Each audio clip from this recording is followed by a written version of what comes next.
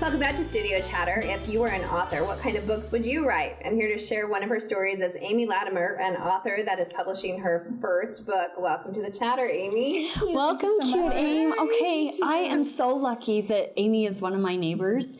And a few years back, we were chatting about how she was writing a book. And I said, oh, I would love to read it when it's done. And she said, I'll give you a couple of chapters to read. And so I just feel super lucky, but she's amazing, gals. She's truly an author. Like, she should be up there at the top.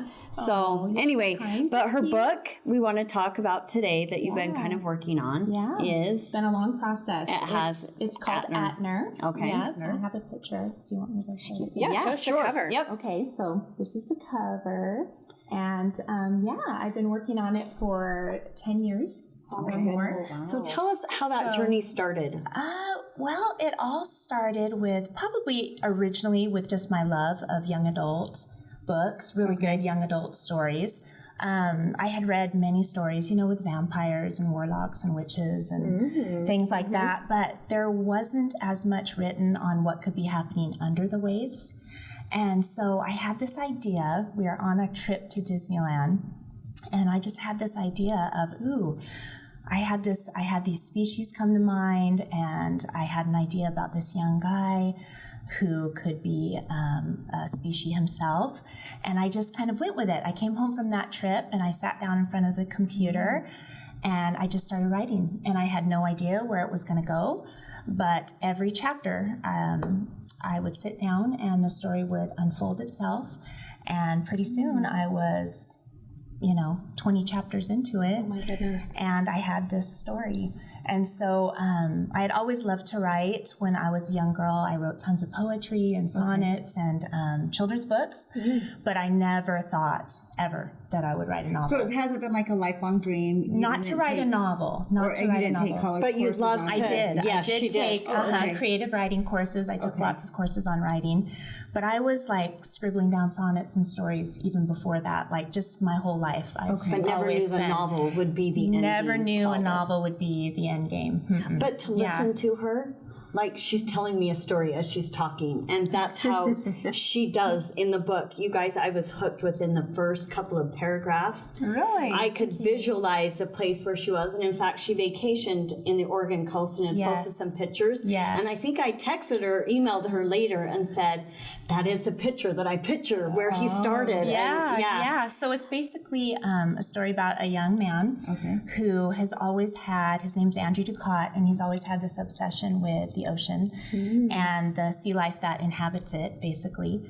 But he's never known why he has this love of the ocean, and until he turns 11, and he's fishing with his dad on a fishing boat, and he starts to feel tremors come up from the hull of the boat, and he's not sure at first what they are, but then soon after realizes that they're coming from the fishes and the species, and he can tell what kind of species they are, and it kind of freaks him out a little bit.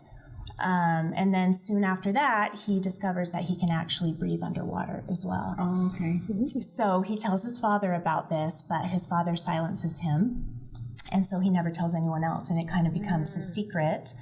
Until many years later, he's working in a coffee shop in Gig Harbor, and he meets this girl named Raina, and she becomes a big character in the book, and she kind of pulls this out of him, this gift out of him, this secret that he hasn't told anyone, and the mystery starts to unfold from that point on, and things start to happen to him and to her, and the reader starts to realize what this person is actually capable of. And the mystery actually revolves around a real life mystery that was set back in 1900, actually happened back in 1900 off the coast of Scotland on a small island called Eilean Mor. 3 lightkeepers went missing, and no one knows to this day what happened to them.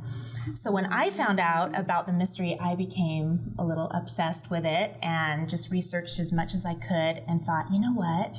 This could be a great whodunit for my story. Yes. And so my whole story, historical information, in fact, so it almost makes it just super believable. Like this could happen. I hope so. Yes. That was my hope. So I have my whole story revolving, around a real life mystery that happened in Scotland. Okay, so to these light keepers.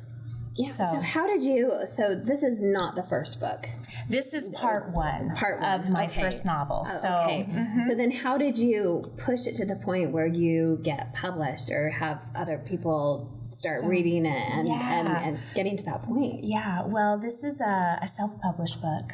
So I'm going through Kindle eBooks. So we had to do the whole processing of formatting ourselves, of bringing all of my chapters to a Kindle format so other people could read it. Okay. And so it's a new experience for us too. We've never done anything like that. So yeah, but it's been really interesting and eye-opening and a lot of work for my husband because he's the one that was doing all the formatting. So I'm just going to give a shout out to him. Yeah, he did all the formatting. It takes a village to do stuff. It takes a village village to make dreams come true. Absolutely. But it's been such an incredible journey. And even like the title of my book, when I first started writing, I had no idea what it was going to be called.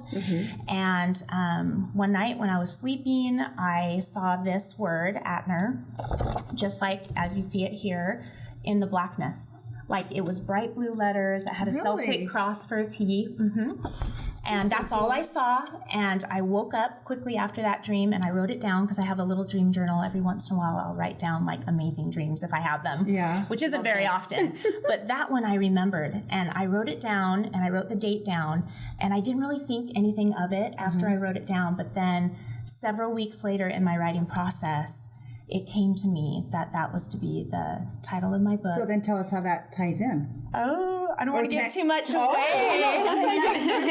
too much about it because I don't want to give it away. It may give a lot away, but it is definitely tied to the main character. Then I will say that. So your name is Amy Latimer. Yes. But this is not Amy Latimer. That is correct. That is my pen name. Oh, okay. So, again, you know, I've written my whole life poetry and children's books and things, and I just always loved, my maiden name was Sassy.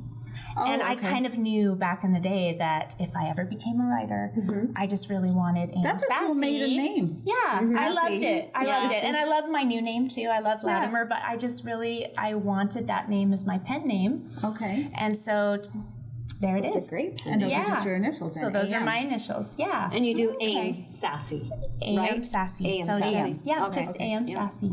Yeah. So it's for Amy Michelle. Okay. That's my name. So with the writing process, what are the highs and lows of trying to bring about something like that? Okay, so the highs are probably for me like the completion of a thought.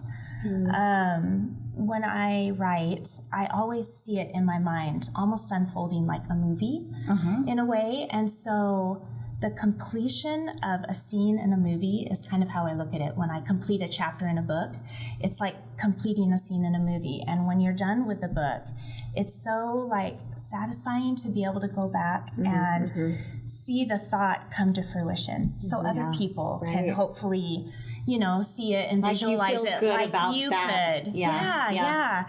And for me, this whole book has been, I feel like, a very spiritual journey in a strange way. Like, I just felt like, because I'm a spiritual person, but I felt like I was very much, I don't know, kind of spiritually led in a way. Because this story basically, and when part 2 comes out, you'll see it more clearly, but it really is a story about faith. It's a story about someone finding faith. Yes. And I try to make it as general as possible in the book, you know?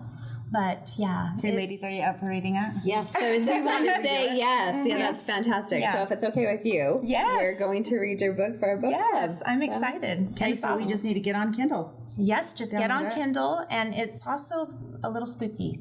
And it's a thriller too. It is. Oh, you guys are so good. I hate to say this, but honestly, it rivals with Twilight series. Like after I read it, I'm like, this needs to be made into a movie. Really, and maybe people, you need to read this book. You never know. Thank you. Well, we're anxious to read it, and thank you for sharing. Thank you for having me on. I really appreciate it. So thanks. Does your house look like a hurricane just hit? Then you might have toddlers too. Stay with us for all the messy details.